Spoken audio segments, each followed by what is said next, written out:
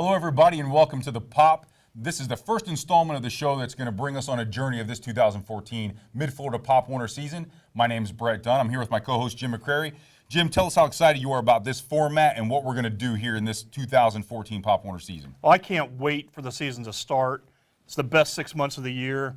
We've got a regular season coming up, kickoff classics this weekend, a full 8-game schedule, and the playoffs, a 13-week season, Mid-Florida football, 5 counties, Polk, Orange, Osceola, Seminole, Lake County, 15 matchups a week of youth football right here in Central Florida. And we're going to highlight all 15 matchups each week, all 30 associations of Mid-Florida Pop Warner, but we're going to do something special and highlight the matchup of the week between two associations each week. It's going to be huge. There are 2 divisions of instructional league, the Tiny Mite and Mighty Mite. What we're going to be focusing on is junior Pee-wee, Pee-wee, junior midget, and new for 2014, the unlimited teams in Mid-Florida competition. We're going to talk a lot about the unlimited later on in the show.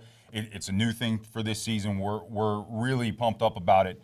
And the thing about this part of the year, like you said, the best 6 months of the year, it's football season. There's no greater football than Pop Warner football. There's no better youth program than Pop Warner football. This is the 85th season of National Pop Warner, and it's happening right here. No better place than Mid-Florida Pop Warner. We are the largest conference in the Southeast region, in the largest region in the country, and we're could not be more pumped up about what's happening in this season, and we're so excited, and we want to thank Bright House right off the bat for giving us this opportunity to cover this season the way that we're going to cover it. It's going to be great. It is a great opportunity, and in addition to football, we've got a whole cheer angle here too that we're going to bring you from week to week. Not just the football players, but cheer competitions and 2 very exciting Mid-Florida competition and regional competition toward the end of the season. And we're not going to forget about cheer. Cheer is going to be a big part of this show later on in the season. The season started a couple months ago with the certification weekend, and we caught up with the Mid-Florida Pop Warner team out there at the beautiful Omni Rosen Center on International Drive in Orlando. We talked to the president of Mid-Florida Pop Warner, Mr. Larry Sylvester. Here's what Larry had to say to us. I'm here with the president of Mid-Florida Pop Warner, Mr. Larry Sylvester. Larry, great to see you. Okay, it's great to be here. Would give us a little bit of overview in your history with Mid-Florida Pop Warner, where it started and how you got to where you are today. Oh, okay. For me, it basically started like everyone else, came out to volunteer and help. I started out at one of the local associations with the Lyman Greyhound Group. Started out as just being a coach. A few years later, I kind of progressed up the chain there. I, did the player agent, basically the go-to person for the association. Later became the president of that association or commissioner rather, and kind of worked my way through that. I've been with Pop Warner now for a total of 28 years. It's been a great experience so far. And like any group, we look at the actual camaraderie that I've gotten between the people that have been involved. You're a Mid-Florida Pop Warner Hall of Fame member, is that correct? That is correct. Congratulations on that. A lot of great work there. And I know that when you started out with the Mid-Florida board, you were heavily involved in scholastics, right? Absolutely. That was probably one of my best things that I can say coming from the association. I work with the scholars there. And, back then it was a little bit different than it is now. We've been able to make some great changes that have been part of the program so we can recognize more of the scholars. Okay, and tell us how important this weekend is about, preparing for the season and what this weekend is doing to get not just the conference but all the association prepared for this upcoming season. This is very important because we actually interact with all of the people that are on the front line, the coaches, the team parents, the administrators, letting them know the importance of their jobs and what they're going to be doing, and also tasking them on their expectations of the kids that they're bringing into their programs. And is this weekend the preparation for it and the training that's happening, Is that what gives Pop Warner an edge over other youth football programs, just the preparation and the training that we do? Absolutely, absolutely. We not only um, make a push for the coaches and parents to make sure that the kids have a good time, but we also as part of Pop Warner, we're like the oldest organization that's involved with the youth, and we bring the scholastic aspect of the program as well. One of our main things with Pop Warner that kind of makes us a little bit different from some of the other organizations is that we push safety. We push training and we push safety with the individuals. And including in that safety is the new requirement through USA Football for the Heads Up program. Is that correct? Absolutely, that's a new thing for us. We want to be part of the progression that's going on with America now. We started that a couple of years ago with actually some attention to the concussion issues and just the overall health of the individuals involved. Let's talk a minute about the actual conference and how many associations are involved in Mid-Florida Pop Warner. Mid-Florida has currently 30 associations. We're probably looking at between 10 and 12,000 participants that are coming in, that are playing. It's been great for us. Where does that put us size-wise compared to the rest of the nation? Size-wise, as far as the region, we are the largest conference in the Southeast region. I would think that we're probably in the top 10 in the nation. There are a few other leagues that are up in like the eastern region that are a little bit larger than we are, but we're doing well. And lastly, what keeps you coming back every single year? I think the main thing that keeps me involved is the interaction with a lot of the scholars, a lot of the athletes, especially with a lot of the volunteers. Seeing these young people progress through the years, and eventually they end up in the high schools doing well, graduating and moving on to better their careers. Outstanding. We really appreciate all the work that you've done. I know I've appreciated working with you all these years, and thank you for joining us today. No, it's been great, and we appreciate everything that you bring to the table, and we look forward to a great season. All right, thanks a lot. Hi, I'm London. And I'm Katie, and you're watching The Pop on Bright House Sports Network.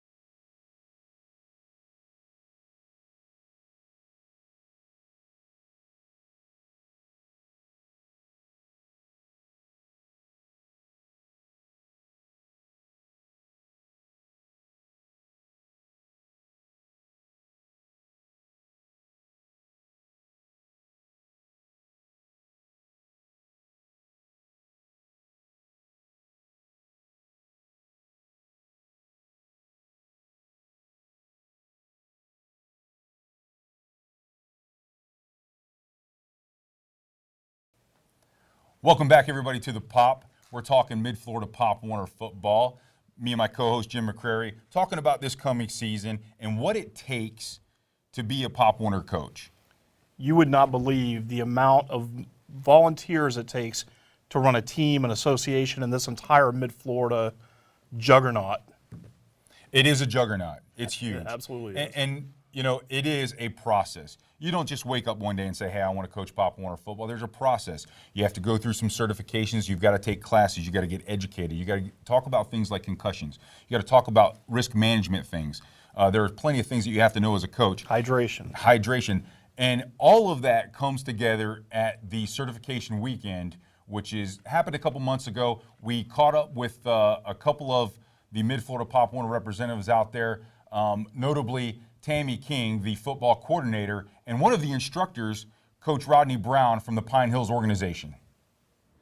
I'm joined now by the Mid-Florida Pop Warner football coordinator, Miss Tammy King. Tammy, thank you for joining us. Tell us a little bit about you and how you got involved in Mid-Florida Pop Warner and what brought you to the position of football coordinator. Okay. Well, my oldest son was in the middle of the street playing one day, and a coach rode by and saw him throwing balls and asked if he could play. We went over. I saw a lot of things that I didn't like, a lot of men yelling at the children and different things, so I decided to open my mouth. Once I opened my mouth, I became the football commissioner for Winter Park Tigers. And then I left there. Terry Chansey, who used to be with us, asked me to come to Mid-Florida. After that, I moved up from management team to football coordinator.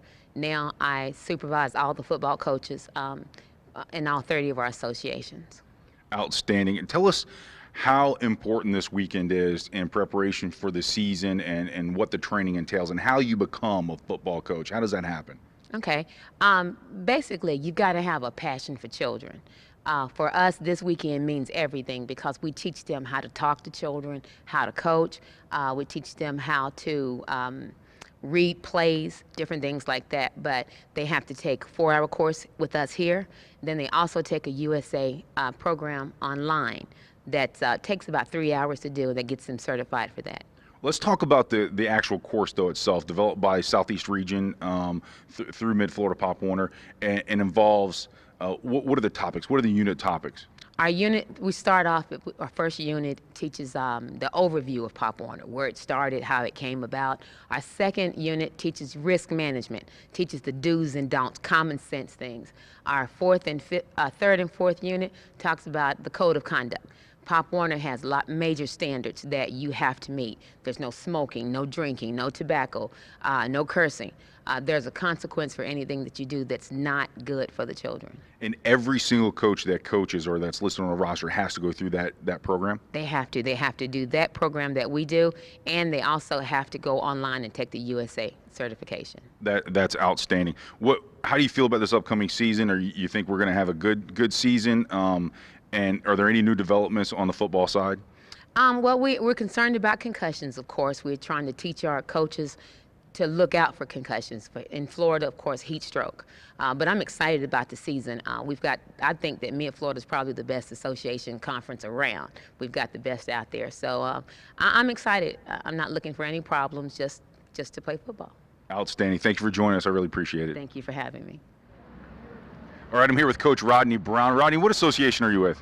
I'm with the Pine Hills Trojans. How long have you been with Pine Hills? I've been with Pine Hills about 15 years now. I've been the commissioner over there for 4 years now. Okay, you're currently the commissioner. Tell me what you think Pop Warner football has done for the community in Pine Hills.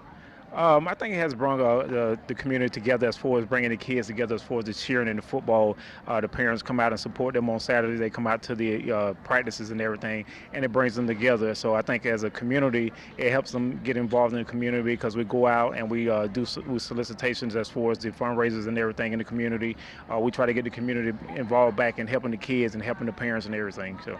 And why would you think Pop Warner? Why would you say Pop Warner is the best in youth football? I think one thing that separates Pop Warner is the focus on that they do on scholastics. I think that is something that we need to stress with for our kids, as for making sure that they have the scholastic environment to succeed in life. Because once you get into the, everybody saying the NFL is more than just playing football. We have lawyers, cheerleaders, we have doctors, all employed by the NFL, and all of them have that scholastic background. So I think that separates Pop Warner from a lot of associations. It stresses the success not just on the field but in the classroom, right? Yes, sir, it does. All right, Rodney, really appreciate it. Thanks for all the work you're doing in Pine Hills. Appreciate you joining us. All right, thank you for your time. You're watching The Pop on Bright House Sports Network.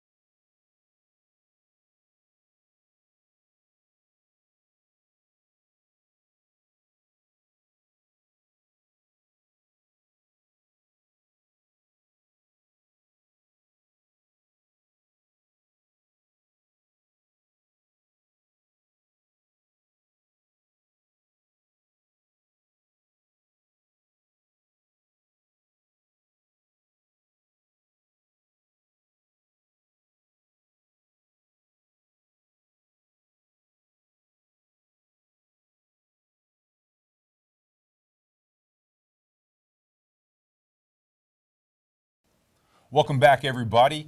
This is The Pop. We're so happy to be here on Bright House Network. I'm Brett Dunn. This is my co-host, Jim McCrary, and we're talking Mid-Florida Pop Warner. But, Jim, it's not just Pop Warner football. It's Pop Warner cheerleading also. Pop Warner cheerleading is awesome, and if you've never experienced a cheer competition, especially the Mid-Florida Pop Warner cheer competition, you do not know what you're missing. We got to spend a few minutes with Donna Robarchek, the Mid-Florida cheer and dance coordinator, at the training session at the Rosen. The cheer side of this thing is so explosive. The girls get so much out of it. It's not just about cheering on the sidelines for Saturday. They're in very tough competition. They do 2 great training or competition sessions at Mid-Florida as well as the region, all in preparation to get to Disney. It's outstanding. Here's a few minutes with Donna. I'm joined now with Donna Robarchek, the Mid-Florida Dance and Cheer Coordinator. Thanks for joining us, Donna. Oh, you're welcome. Tell us a little bit about how you got involved with Pop Warner and your position on the board here. Well, it has been quite a few years. I had a daughter actually who was doing all-star cheerleading, and to be honest with you, she did get hurt a lot. So we did find Pop Warner, and they did have a lot of safety rules in place. So we decided to put her in there. So I started as a founding member with Olympia Titans now, and I have been in it ever since. My daughter is now married, and I'm still doing Mid-Florida. What do you think about the scholastic achievements that the students have to go through, and how that interacts with the Pop Warner philosophy? Well, I think it's excellent. There's a lot of youth programs out there that do not tie back into scholastics. So I think teaching the children at an early age that scholastics are just as important as their extracurricular activities is a great point. And we do give out a lot of scholarships. The scholastics is an important part of the process for me too. I've had 2 daughters, one currently in the program and one that's graduated high school, worked her way up through Pop Warner cheer, and They both love it, and we're involved in a national trip to Disney. And scholastics aside, what was the one thing, one opportunity that sticks out in your mind? What's the shining moment or the highlight of your coaching career? For me personally, it's the bond that you do make with the children. When I started coaching, there were a lot of children that were latchkey children. They didn't know what direction they were going to, so I kind of adopted a lot of them. They were at my house for 3 years, and I'm still in contact with everyone that was on my team. And so I think for me, it's the passion of connecting with these children that may have gotten lost in life, not taken the right path, and were able to take the right path. I still hear to today, they cheered in high school, they cheered in college, but their best favorite days were cheering with Pop Warner. That's wonderful. That's very nice. Is there anything else that you'd like to add to your career, or when you're finished with dance and cheer, do you have any further aspirations? You know, I just really enjoy working with children. I like seeing their happy little faces, whether they win or lose. Last year, we adopted a new program on the cheer side, cheer and dance side, within Mid-Florida, and it's called the Sister Association. And it's basically allowing the associations to work with other associations. So if you're doing cheer, they have to get with that other association and do something fun throughout the year. We also adopted writing letters to the soldiers. So that's a huge part, is giving back to the community and letting the community know that we are there for your youth as we are there for the community. And we did a food drive last year for the cheer competition as well. That's great work in the community. One last thing, a lot of people think that the cheerleaders don't get a lot of run during the season. They're just on the sidelines cheering for the players. They work very hard all season long. Tell us a little bit about the process for the girls in their competition on the Mid-Florida and the regional level. Well, they start August with their practices, and they do practice for 3 months. The routine is 2.5 minutes at the league level. And then they go on to the regionals, which is another 2.5 minutes, and then the nationals is 2.5 minutes. So they do work for 3 months just to be on stage for 2.5 minutes. So it's very important. To me, all of the teams are winners, whether they make it to regionals or not. We do have another competition for the teams that don't make it to regionals, so they do have another chance to perform their small routine. That's wonderful. The regional competition is quite engaging. The girls do try very hard. To work that hard for 2.5 minutes for one chance to advance is very difficult. The girls put out a lot of effort for that. The Mid-Florida board is definitely better with you on it, and I appreciate your time. Thank you, Donna. Thank you.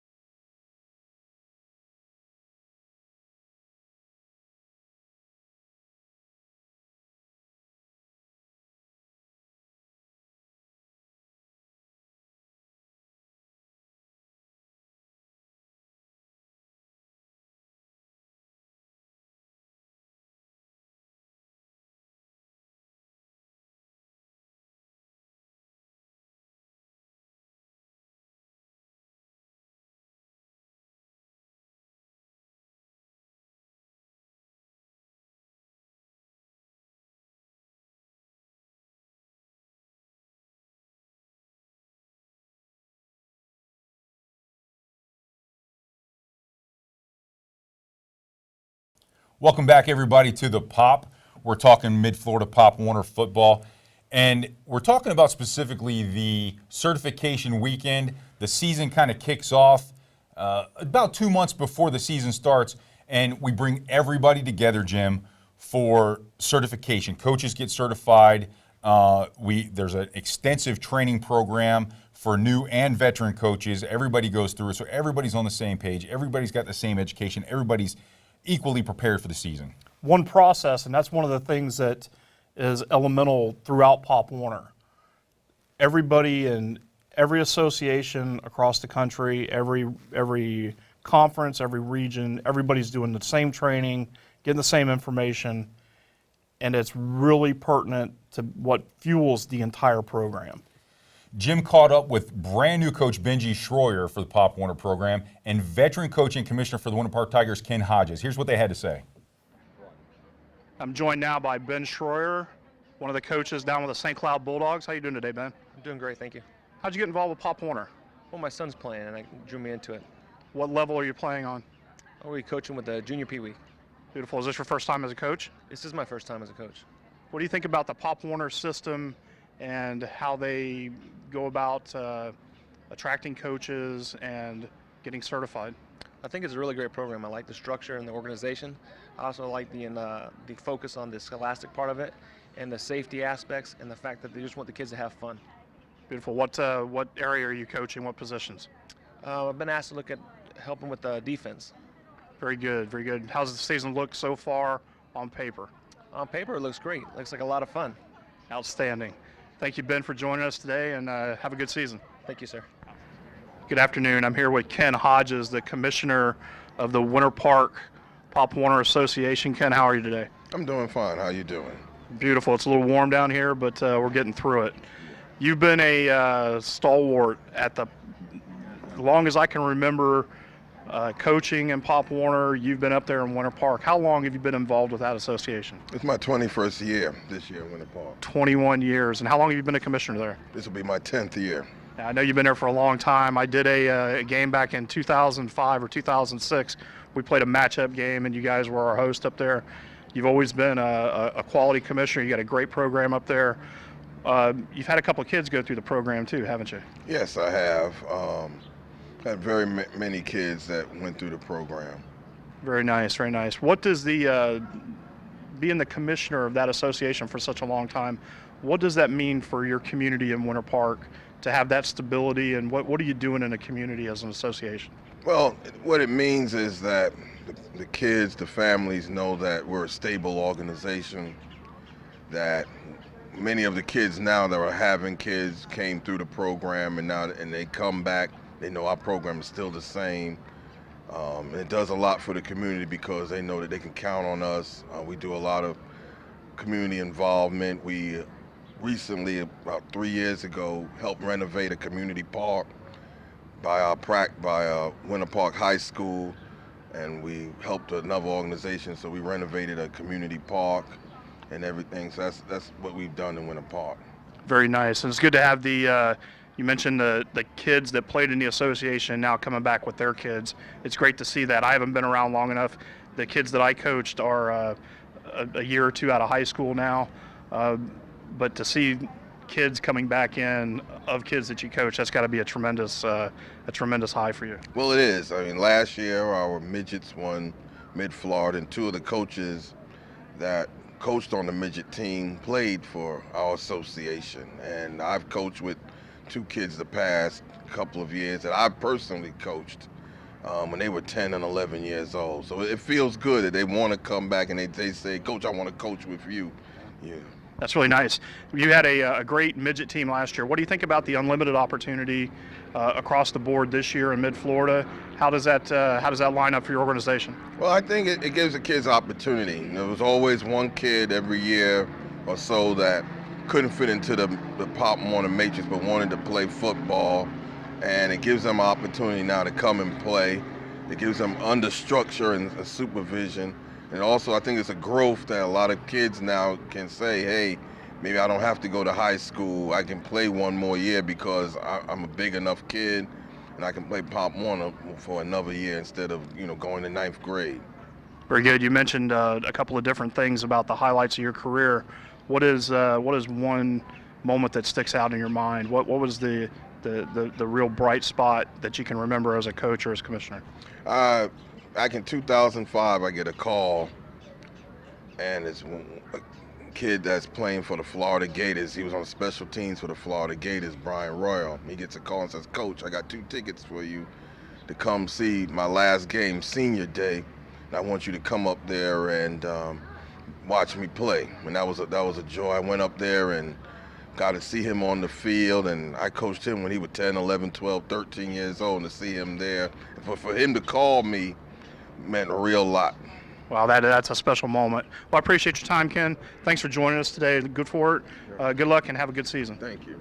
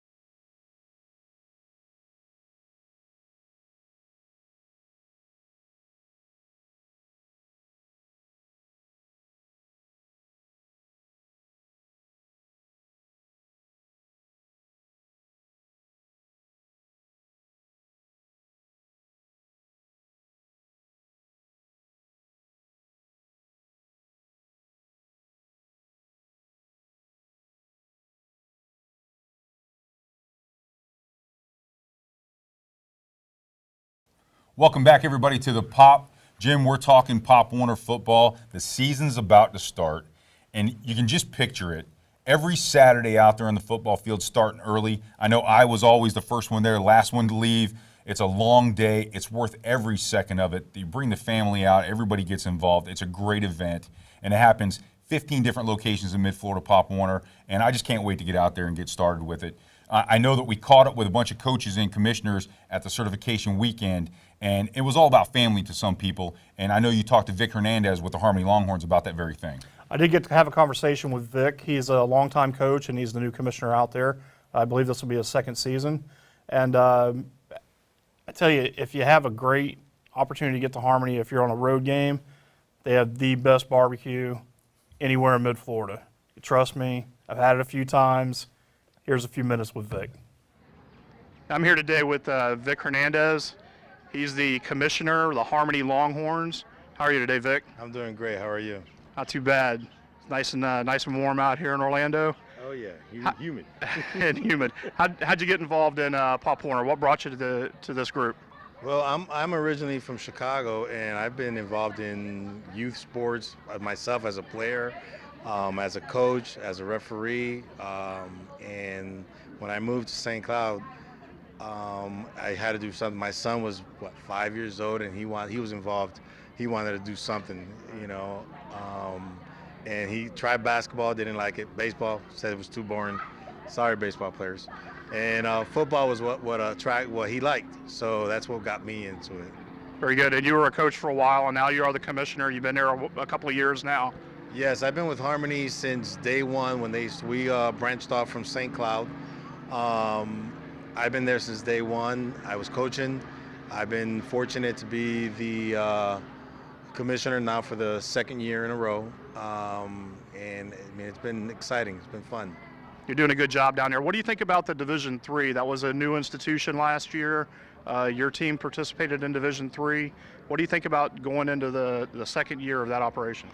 I think going into the second year, it gives us more data, as far as, because we brought the Division III, so that we can see to help those divisions they're coming up. They're growing, especially the new organizations. They're growing. They're not as up there with the top teams, and no one wants to go out to the stands and watch their kids get demoralized by a more advanced or more complete team, a more stacked team. So that's one of the reasons why we decided to do the Division III. You know, we are young. I mean, this will be our seventh year in the league, and we're still growing. And for us, it was an opportunity to give our kids, not only our kids, but our parents, to light that fire again, make the games more interesting, more competitive. You know, you get a team that's averaging a 300, they have no business playing a team that's averaging 900. You know, and that's what was happening. The Division III gave us a chance, a more level playing field. You know, to put in, if I can put it in one word. I agree, and it was a good opportunity. We thought you guys belonged down in Division III, give you better competitive advantage against your competition, and allowed you to compete more on a level playing field. I look forward to seeing you guys in Division III again this year. There's some talk of a regional playoff. I hope they go through with that. And the Longhorns are a very popular organization down there in Osceola County. What does it mean to be the head of that operation in Harmony? What does that mean to your community down there? Well, we're very family oriented, you know, out in Harmony. I mean, we're in the middle of nowhere. We got the school across the street from the community, and it's just another venue to bring us together. I mean, he talks about we're strong. We're well known for our cooking out there. You know, you want to try some good Southern barbecue, you come to Harmony. And you know, and that's the atmosphere we want. I mean, we want to promote being that positive influence for our youth. I think now in the society we live in, we're all real busy, and we're all caught up in our work, and you know, and internet and stuff. I mean, we're forgetting about our kids, and the kids need us not only as their parents, but you know, they feed off one another. The parents feed off one another, and in turn, it's contagious. And the kids see that. The kids are involved in their life. They're not just, you know, here's a PlayStation, you know, and let the PlayStation take care of your kids. Right. You know, you're actually becoming part of their life, and that's what we want to do. You know, promote that family atmosphere that we're kind of steering away from. Yeah, that organization is a very good part of that whole community out there, and it's got good leadership at the top. I'm glad to have the opportunity to speak with you about it, and continue doing good work down there. Thank you. Outstanding. Thanks for your time. No problem.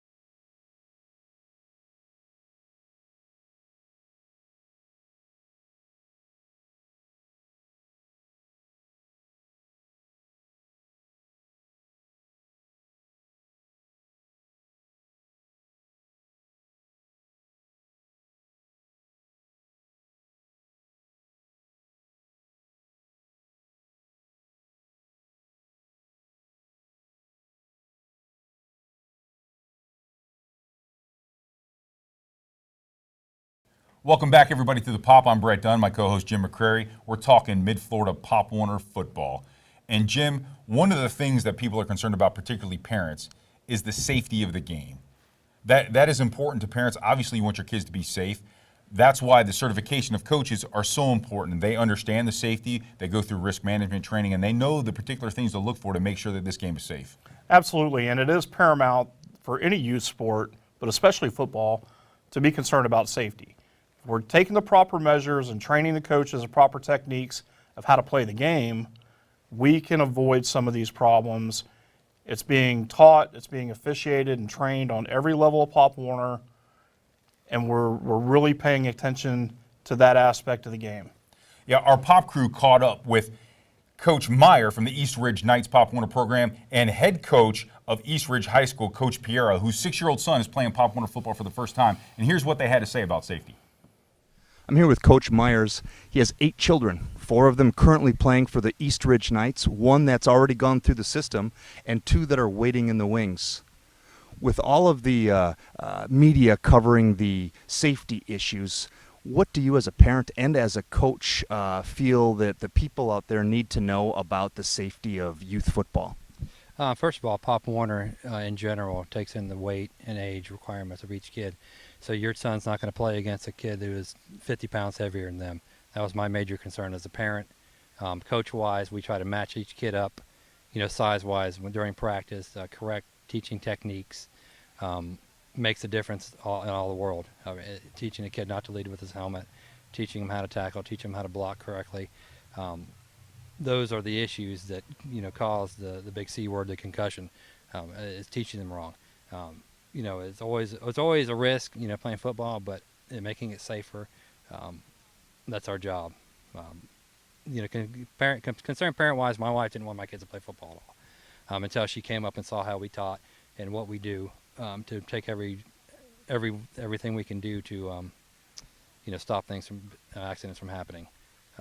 As a parent, do you have any stories of your kids playing youth football that would help them with life lessons as far as discipline and the academics and just teamwork that you can share with us?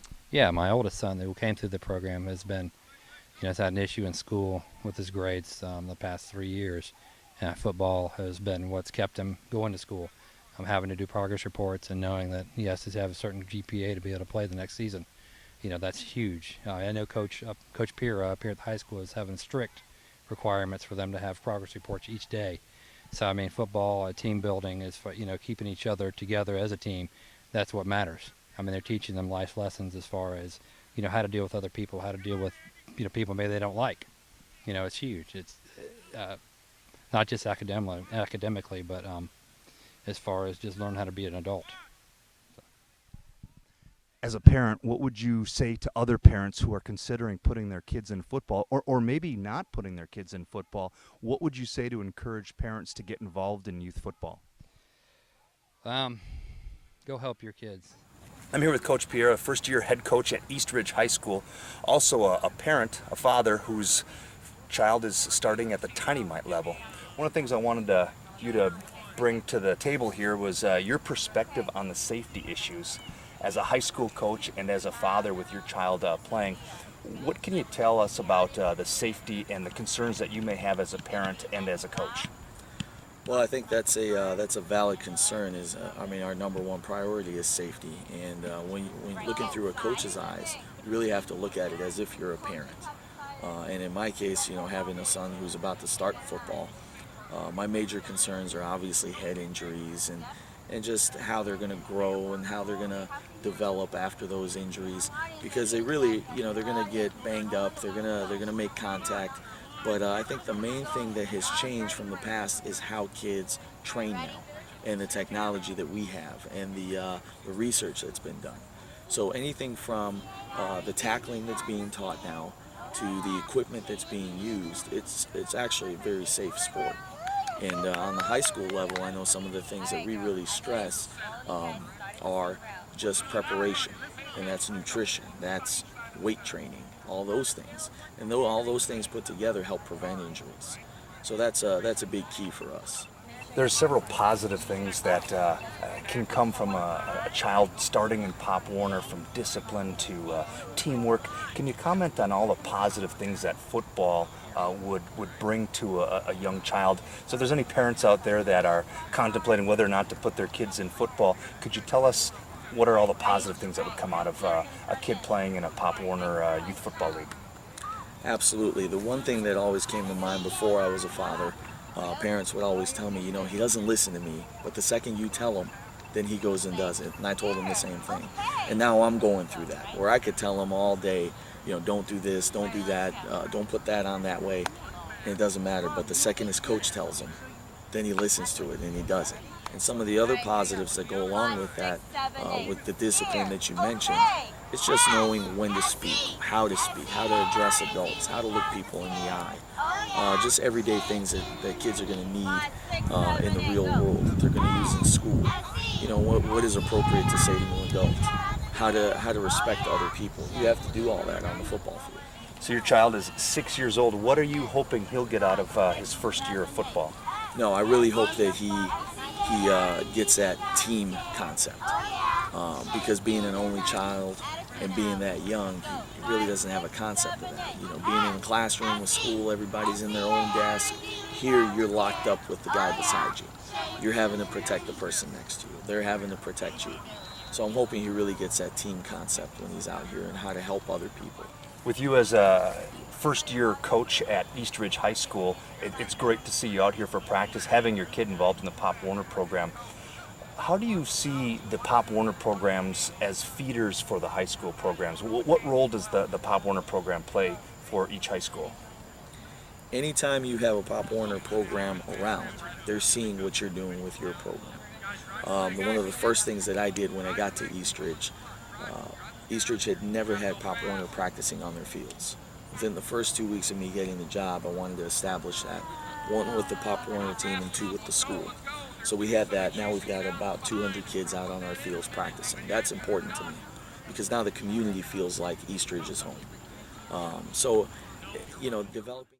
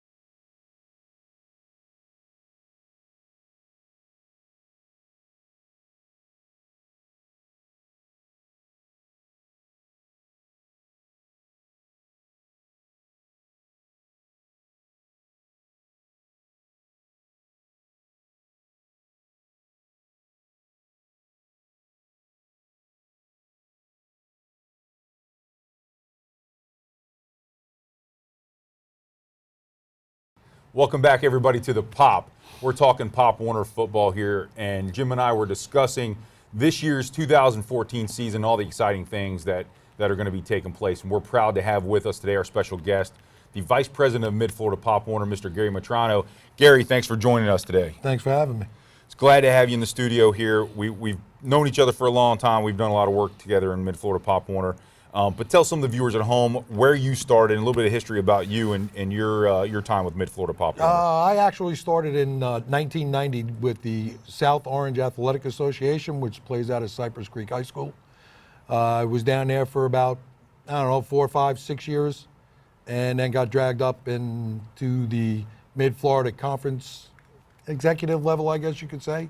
And that's when Larry came on, and we had both started the Scholastic program that Mid-Florida currently has in place. And tell us about that. That was the inception of the Scholastic program as we know it in Mid-Florida, right? It was when a lot of changes took over. They used to, just have a couple of kids from each association that the associations picked. We changed it more on to the way National runs it, totally different paperwork, and we started honoring the top 35 in football, and I believe it was 18 in cheer, which has now been brought up to the top 35 in cheer.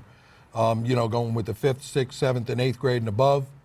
And the 8th grade and above now, since I believe it's been 2000, it's been about 14 years now that we've actually been awarding some scholarship money.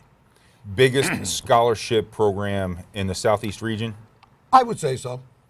How much money did we give out last year? I believe last year was right around the 14,000. We've been averaging about 14,000 a year, 15,000 a year. Some years better than others, with the way the economy's going. I think right now to date, we've actually awarded right around $120,000 in scholarships. And I want to say we've paid out to higher educations, the colleges, probably between 50 and 60,000. That's outstanding, and it just sends the right message to these student athletes that what happens in the classroom is just as important as what happens on the football field. I'd say it's probably more important, only for the simple fact is without the grades, when you get into the high schools and stuff, you're not stepping on the field. Absolutely. So we do have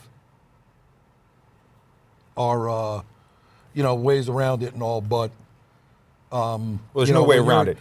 Yeah, there's no way around it. There are some, we don't let a kid sit because his grades are bad. We give them the opportunity to hit their teachers up each week. We monitor their progress report. Yeah, absolutely. And all, which enables them, if their grades are good enough and their teachers say it's okay, then they're eligible to play. And if they say no, then they're not. But once you hit the high school level, you drop below 2.0, you're not playing.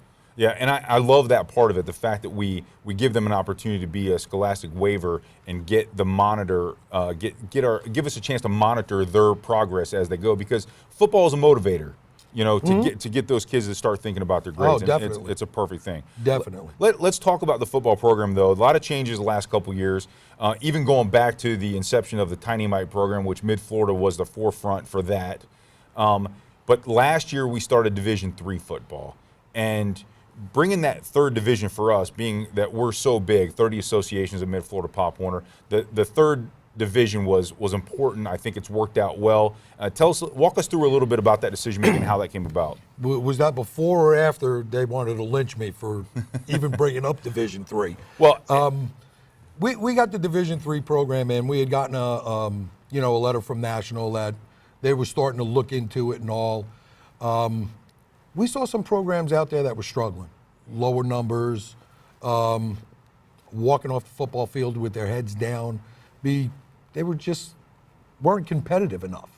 And when we brought it to Division III, we looked at everybody's overall record for a couple of years, the league's record, made some adjustments, and put teams in Division III that we felt would be more competitive with each other.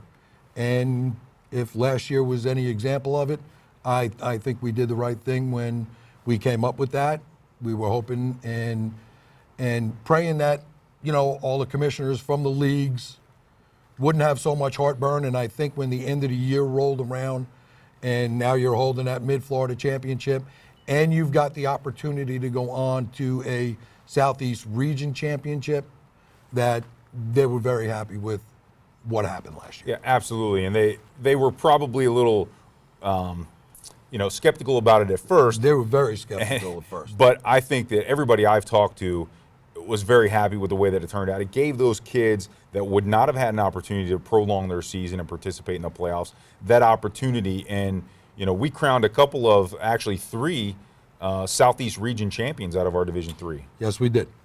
Yeah, great I don't program. think we did any of that in Division II or Division I. We did not. That's true. Now, talking about last year's Division III, new development for this season.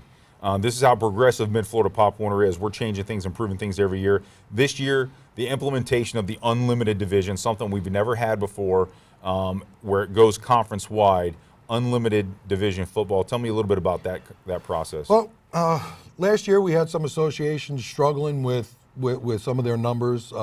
We did have at least 2 associations last year that did not have midget teams. We kind of put a proposal out in front of the commissioners board.